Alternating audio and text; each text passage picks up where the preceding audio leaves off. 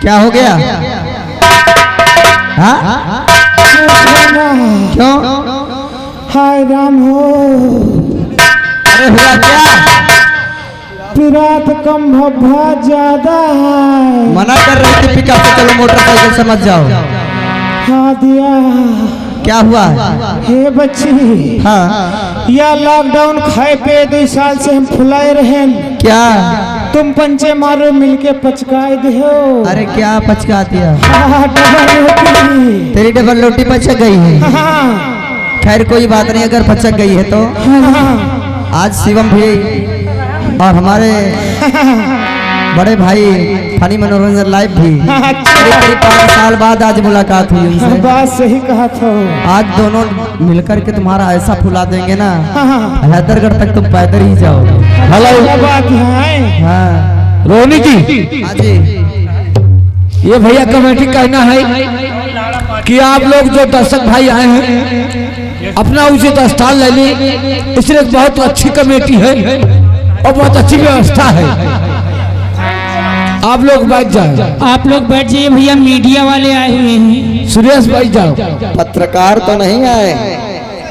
ए संजना रानी, बच्ची है, पहले हो ही जान दो, फिर उसके बाद में हम उठबे।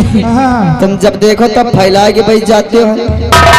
रोहिणी जी, हाँ जी, बोलो होना क्या चाहिए? वही होगा। आज बेटा आज होगा, आज सबका होगा और तेरा भी होगा। हाँ कहे वारिसगंज से करवा के आ रहे हो, यहाँ भी कराओ। ए बच्ची, हाँ हम थके पड़े हैं। हाँ हाँ यहाँ बोले क्या? देखो, आज हम 2 आइटम लेकर आए हैं, खाओगे? ए बच्ची, हाँ 2 आइटम का बात ना करो, तीनों को बात करो। तीनों तुम खा लो।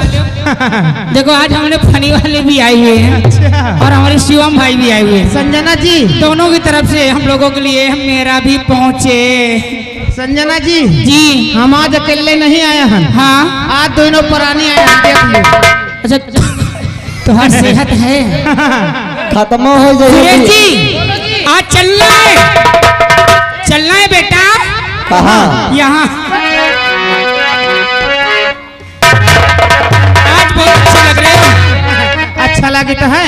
हाँ तो थोड़ा बहुत खा लियो। खाओगे? अच्छा देखिए, हमारे ब्रह्मदेव बाबा और हमारे बजरंगबली भी विधान। हेलो, ध्यान दो जरा। हनुमान जी का कौन समझाए? हाँ किसी के कहने पे मत हाँ, जाओ, क्योंकि हम आएंगे नहीं अभी, तो अभी से निपटाए दे रहे हैं। चलिएगा, लगाइएगा। संजना रानी जी सबसे पहले ब्रह्मदेव बाबा को मनाओ, उनके दर्शन हाँ करो, उन्हीं के पास चल रहे हैं भाई। उसके बाद फिर सब जहाँ चलो। चलिए आइएगा, बाबा के पास चले।